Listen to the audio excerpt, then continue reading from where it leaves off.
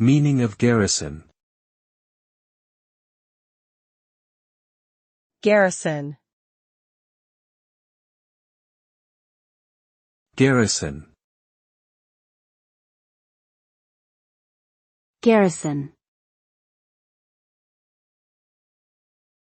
Garrison.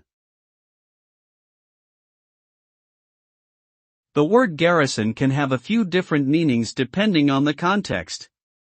In its most common usage, a garrison refers to a group of soldiers stationed at a particular location for defensive purposes.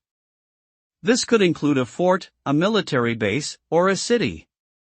The primary goal of a garrison is to defend against attack, maintain order and control within their area of operation, and protect surrounding villages or towns from enemy incursions.